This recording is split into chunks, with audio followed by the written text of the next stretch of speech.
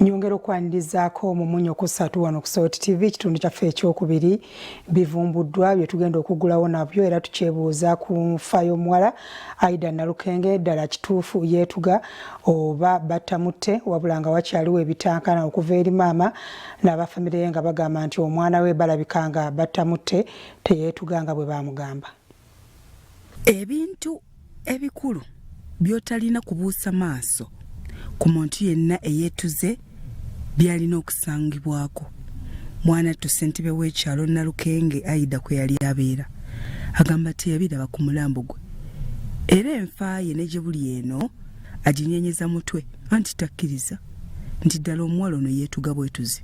Stowa muli nganza omusajja oba olinnya side ne side wateeka okubaawo struggle okuba nti yali struggling okulinnya ki waggulu naye yali so clean era n'omulambo gwe gwali so clean kubanza ebiseera ebisinga saagala akunimba mbeera nnyo ku sindi n'embeera nga nkakasa kyenjogerako kubanze nalinnya waggulu omulambo gwe teyali nti wadde yafulumizza oba ku bukyafu oba ki kwegamba ng'olaba yamalirira kugamba kyempita waba yeetuga yamalirira okwetuga kwe kagamba kyankwatako nnyo ng'omuzadde.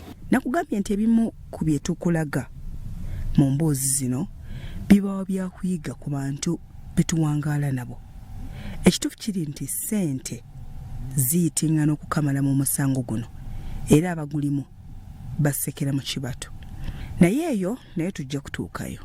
Katudde ewa chairman ow'ekyalo Cheya, toliiko bye wabuuzabuuza ku baaliwo mu budde obwo? Era nabuuza kuba amazima matuufu gali nti ku ssaawa 5 ez'okumakya omwana lwe bampita nagenda walandiredi wange mama wa waka mukyala Crespo nenkola ki nawe yali mutwalidde ssente z'omwezi oguwedde ne guno ssaawa 5 ne musanga awo mu kibanda ky'amanda ne muwa ssente ne teyambulirako nti omwana oba Aidah teyakomyewo awaka. Kati nze nange nali shocked okuwulira nti ki ti omwana teyakomyewo ekiro bamusanze mu lodge kuba lodge eri awo opposite. Bye nabuliriza ebyambulirwa omwami wa waka Crespo Lule yasanga omwana oyo ki ng'ali mu lodge eri nearby ng'obudde buzibye essaawa emu n'amugamba gwe omwana omuto okola ki mu lodge muno n'amuggyako essimu gye yalina naye teyamukuba nti teyakola ki naye ng'omuzadde yayombamu n'amuyombesamuko n'addayo eki awaka kati bwe baŋŋamba kati ekiro omwana teyakola ki teyakomerawo ddala awaka kati ku makya era n'ekyo tebakola ki tebakiŋŋamba naye ate abali nearby bagamba essaawa ez'ettaano omwana baamulabako kati nti bwe baamulabako kuba Crespo yali agenze kwokya welding kati omukyala yanyumiza story eno nti ye yali atudde mu kibanda kye ky'amanda omwana omuto ddaga najja n'amugamba mama ki Aidah yakomyewo naye ali mu ki ali mu kasitowa yeesuuba. Nakugamba nti ebibuuzo bikyali bingi ku nfa ya Aidah. Abatuuze boogera byabwe n'abazadde boogera byabwe. Kijja kitya nti bba abatuuze bakakasa nti Aidah ekiseera kyonna yali waka nti era abamu baawulira akanyoolagano n'omuvubuka wa waka Daudi Kintu ateeberezebwa okubanga ye yamutta. Ogamba nti maama akugamba ki? N'atuma mutabani we omulala omukulu Daudi ti Daudi genda olabe ki Aidah kyaliko. Daudi ye yasanga ng'omwana ki nti yeetuze.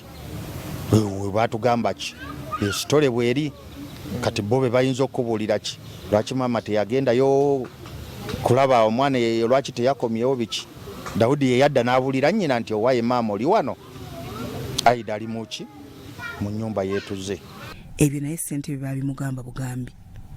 Mukyala wa nnyana Sarah yabimunyumiza nga ye tafaayo yeetuulidde mu kibanda ky'amanda alinga atalina na mufu mu nnyumba ye nti Aidah baamulabako ku ttaano ez'emisana.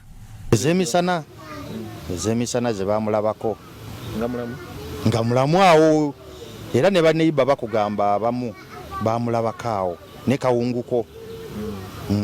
Kwegamba ekintu ekyo kikyanneewuunyisa mu butuufu naye nga bw'omanyi nti sitaani kati bwe yalabika kaawo ngeri gye yajja amangu awo obuvumu n'awalampa mangu speed ng'oninja niyetekamu essuuka ate n'essuuka olaba nti essuuka enzinga yayo omuntu yatwala obudde kwegamba essuuka yaginyoola n'aginyoola n'atekamu n'ekifundikwa n'anyoola n'atekamu ekifundikwa ekira kwegamba ng'olaba obukugu obwo kwegamba ku baana abawala kizibu era kyogamba kyenkugamba nti ŋŋamba ti amaanyi ag'enjawulo kwegamba okulaba omwana nga yafuna n'obukugu obwo mu ddakiika eyo kuba kibi nnyo kuba omwana bw'aba yagira mwamekere sipoota kuba baana nze nkuze simulaba ewuwe bwakuba baana bwakolaki kati omuwala yandibadde tatya ate si ye taata amuzaala si maama amuzaala kyandibadde kimutiisa ki nti nkomyewo awaka